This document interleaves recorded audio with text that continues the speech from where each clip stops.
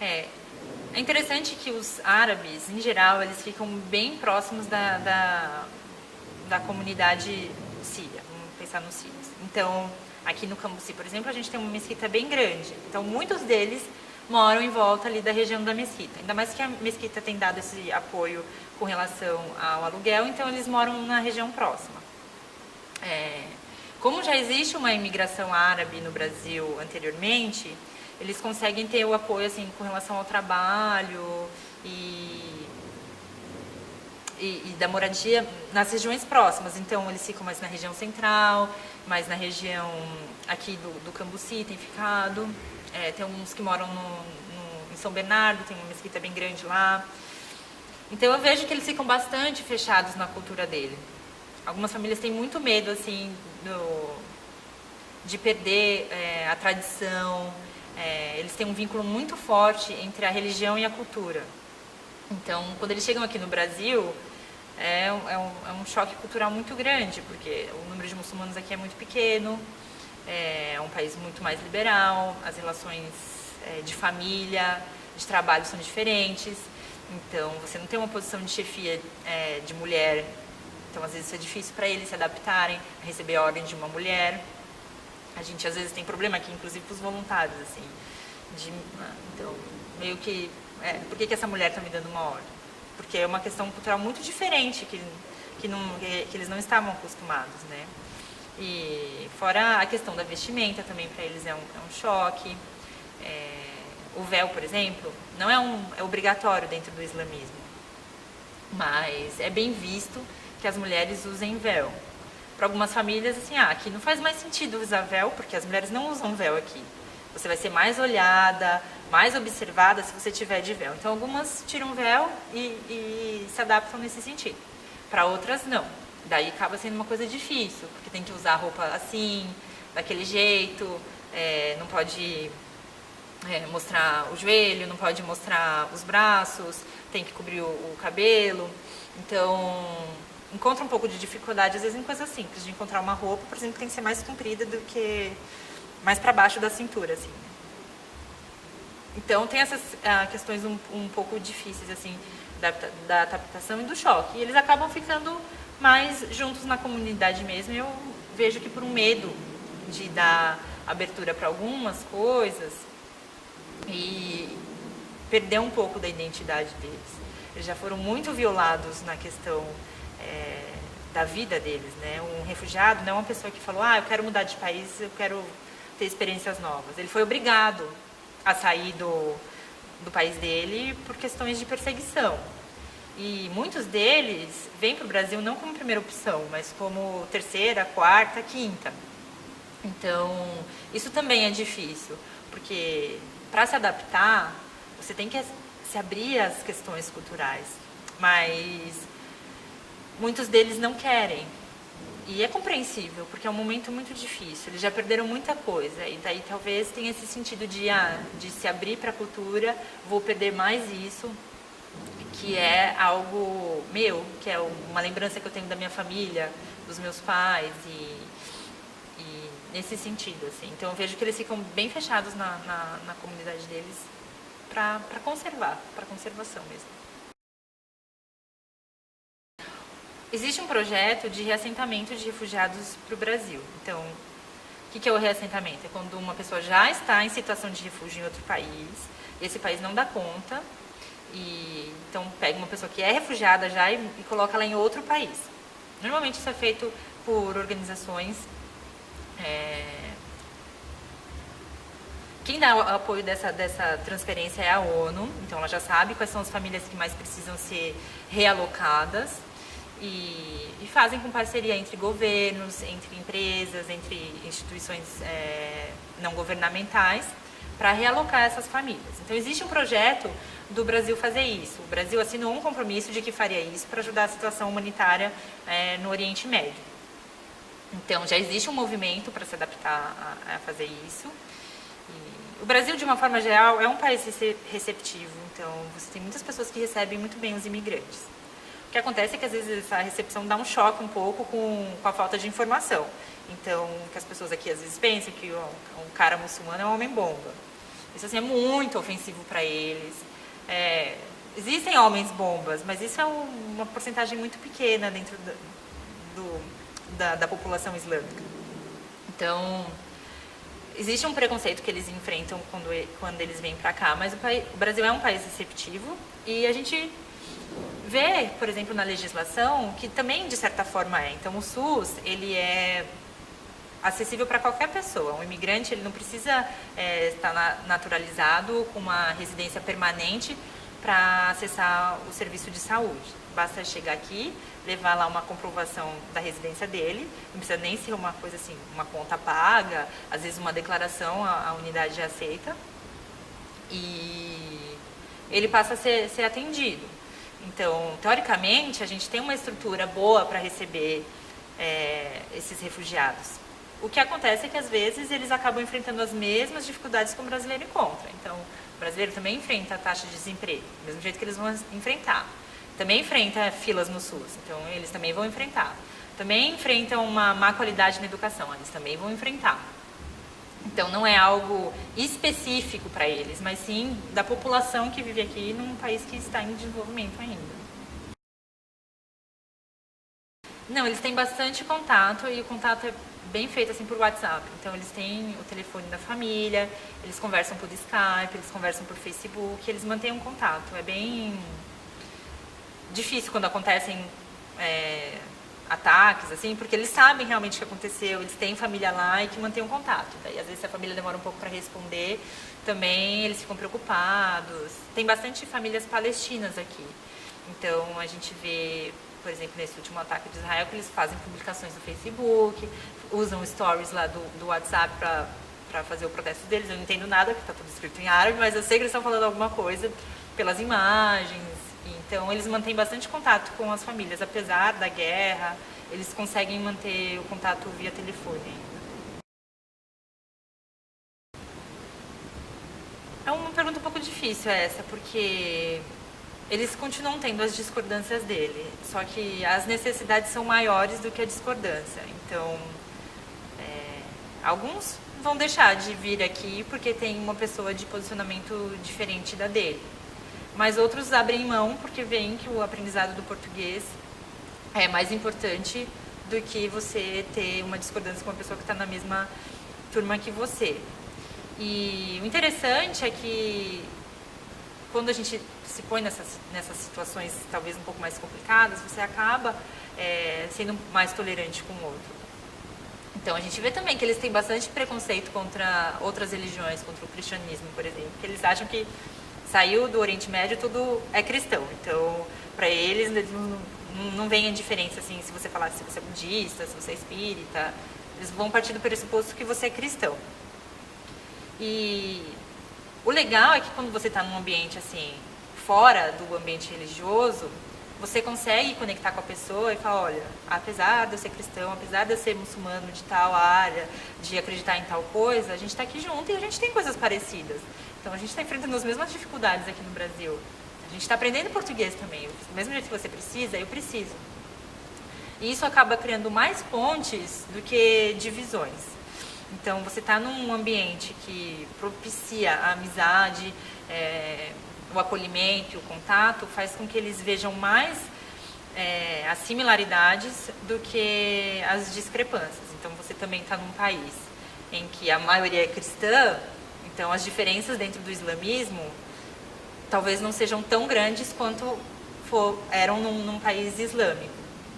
Então, eu acho que aqui essas diferenças diminuem um pouco. Elas não deixam de existir, obviamente, mas elas passam a não ser tão importantes quanto elas eram em um outro contexto. Eu acho que a gente percebe isso mais um pouco com os adolescentes, porque os adolescentes os que sofrem mais esse choque cultural, porque eles saem de um contexto super fechado para um contexto super liberal. Então, eles têm esse embate e criança e adolescente não perdoa mesmo, faz bullying, usa frase preconceituosa, chama eles de homem-bomba, e é muito difícil. A gente não tem conseguido ainda fazer um movimento de educação cultural, vamos assim dizer, com os brasileiros, para entender que Não é legal você chamar um árabe de homem-bomba, é muito ofensivo. Para você pode ser só uma brincadeira, mas para alguém que veio do contexto de guerra, que sofre explosões, que sofre perseguições, você falar que ele é um homem-bomba é algo muito ofensivo. Além de questões assim de brincadeiras de mau gosto com relação ao dinheiro, que é de comerciante, que o dono da loja é árabe. Então eles enfrentam esse preconceito e os adolescentes são os que mais sentem. Então também isso faz com que eles fiquem um pouco mais fechados na cultura deles para não ter que lidar com essas questões. Assim. A gente tem muita vontade de trabalhar com os adolescentes, especialmente essa questão, porque eles também são eles que vão entender mais, porque eles aprendem português muito rápido. Então as ironias, as piadas, talvez um adulto não entenda, porque ele está aprendendo ainda o português, ele demora mais para aprender. Então talvez ele não entenda, mas o adolescente que está na escola todos os dias, que tem maior contato com brasileiros, ele entende. E como que a gente lida combatendo esse preconceito, esse bullying que eles sofrem? É um pouco difícil, a gente não sabe ainda, a gente está tentando descobrir como que a gente poderia fazer isso, né? Porque precisa ter uma conscientização das pessoas que isso não é legal. Então o que a gente acaba fazendo por conta dos voluntários, assim, nas nossas rodas. Então, se eu estou num grupo, eu falo, eu estou lá na Compassiva, eu trabalho com árabe, não sei o quê. Fala, você não tem medo que ele apareça com uma bomba? Então, isso é um preconceito seu. São famílias, são pessoas que acreditam nisso, que fazem isso. Acaba sendo um pouco mais no trabalho da formiguinha, assim, nos nossos ciclos, esclarecendo mesmo o que é um refugiado, o que é uma cultura árabe, o que essas pessoas pensam, quem elas são, e tirar um pouco desse imaginário do Estado Islâmico que um muçulmano é isso, né? Que as pessoas pensam. É um período bem complicado, assim, né? Porque a gente tem alguns aspectos da legislação que são bem avançados, então a definição de refugiado na lei é algo muito avançado, é mais avançado que alguns países. E o Brasil se mostra como um país receptivo, mas o que a gente sabe deles é assim, eles vão na embaixada, eles pedem pelo visto, e a embaixada não fala nem sim nem não. Daí fica esperando. Então daí você fala, olha, o país não me negou, mas também não me deu uma resposta. Então a gente vê assim uma dificuldade dos processos para eles entrarem no país. Ou então de falar assim, olha, se você sair, você não pode voltar mais. Então, daí, poxa, a família dele está lá em outro país, ele vai querer sair e voltar para o Brasil. Como que vai fazer? Então a gente tem visto assim um certo fechamento do país, mas ainda um pouco velado, sabe? Não tão declarado. Então continuam entrando pessoas, mas um pouquinho mais dificultado. Olha, eu acho que algumas mudanças nem chegam perto deles. Então, eles vivem mais no limite. Então, por exemplo, não vai pensar numa questão feminista tanto, sei lá, com relação à liberação do aborto. Não vai chegar nesse ponto. O primeiro contato com o feminismo dele vai ser por que essa mulher é minha chefe, sendo que ela é uma mulher? Então, eu acho que tem mais esse contato mais orgânico, assim, nas coisas mais básicas. Eu acho que com relação ao homossexualismo, meio que tipo, não quer ver, sabe? Não fala a respeito, tratar um pouco como, não, isso aqui não, nunca ouvi falar, não quero saber, sabe? Talvez as pessoas que são um pouco mais abertas à cultura chegam a falar pra gente, nossa, isso aqui é muito chocante, eu nunca vi isso. O que vocês pensam a respeito disso? Por que vocês deixam isso? O que vocês acham disso? Mas quem fala mais assim são as pessoas mais abertas, que já estão um pouco mais aculturadas. As pessoas mais fechadas nem mencionam o assunto, nem falam nada a respeito disso. Ou se falam meio assim, tipo, que coisa surreal, sabe? Porque também só deles estarem aqui já é bastante choque cultural, mesmo que só de ser cultura brasileira já é algo bem chocante, assim. Deles também de entender que, por exemplo, pra gente, eu abraçar um homem não tem uma conotação sexual. Eu posso abraçar o meu amigo que eu não estou pensando em impurezas com relação a ele. Mas para eles isso é algo super sexual, uma demonstração de promiscuidade, talvez, né, nesse sentido. Então também a gente se falar assim, olha, aqui a gente sempre cresceu, meninos e meninas juntos, então isso realmente não significa nada pra gente. Eu não sinto super atração pelos meus amigos, enfim, a gente tem uma relação diferente. Então, talvez nos contatos mais íntimos, assim, se alguém fez um aniversário, chamou pra você ir na festa, você acaba tendo uma conversa assim, mas no geral eles não falam muito, não. É que acaba sendo meio que depende da pessoa. Já conversei com uma aluna aqui, por exemplo, que ela falou que o único contato com o brasileiro que ela conversava era quando ela estava aqui dentro do ambiente da Compassiva. Então, assim, ela não trabalhava, ela não tinha amigos brasileiros, ela não estava indo na faculdade. Quando ela sai, acho que ela sai só com os amigos árabes. Também não ocupa tantos os espaços da cidade, os museus, a rua, o show. Então, não tem contato com o brasileiro. Então, vive um pouco ainda nessa bolha, assim, cultural de que, tá, eu tô vendo aquela pessoa ali, mas não sei o que ela é, também não quero saber, sabe? Vive um pouco, assim, esse distanciamento. Então, eles procuram mesmo ficar entre a comunidade deles e para conservar a cultura. Eu acho que eles têm bastante medo, assim, de se perder e perder a tradição, os princípios. Eu acho que muito a ter cuidado com o que a gente fala, a pensar muito mais nas palavras, assim, de pensar quão preconceituoso a gente sem perceber nas coisas pequenas, assim. Eu acho que isso foi uma coisa que eu aprendi aqui, a ter mais respeito, a poder também admirar as coisas que as pessoas têm, as qualidades e ver o potencial, talvez, naquilo que está escondido, talvez. Também a respeitar uma cultura muito diferente, a entender também que eu tô aqui, que eu vim pra cá porque eu queria ajudar essas pessoas. E lidar também quando a gente é maltratado, porque não é 100% do tempo que a gente é bem tratado. Especialmente porque a gente sente, as mulheres aqui, a gente sente um pouco esse choque da cultura muito machista. O Brasil tem uma cultura machista, mas comparado com a cultura deles é mais machista ainda. Então, como lidar com essa situação que você vem para ajudar uma pessoa e essa pessoa te distrata porque você é uma mulher? Então, até um papel ativo, assim, talvez até meio militante, vamos dizer, de ensinar, assim, olha, então, estou aqui para te ajudar a adaptar na cultura.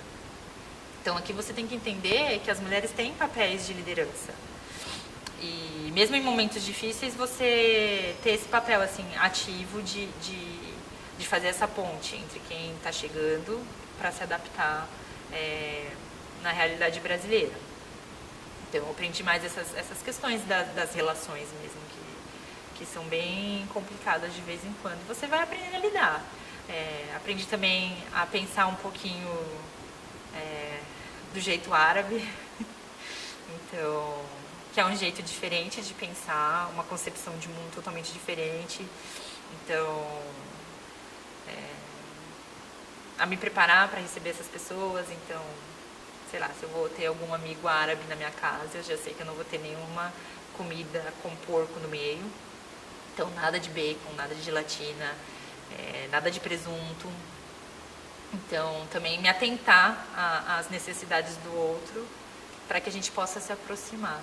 Então, tentar dar esse primeiro passo para aproximar mesmo, para estar junto e fazer com que essas pessoas se sintam bem-vindas aqui no Brasil, que é isso que a gente quer, que elas façam parte, que elas sejam nossos irmãos, nossos amigos, e que a gente possa ser uma família, porque tem gente aqui que está sozinha, não tem família nenhuma, então que a gente possa ter esse papel também acolhedor.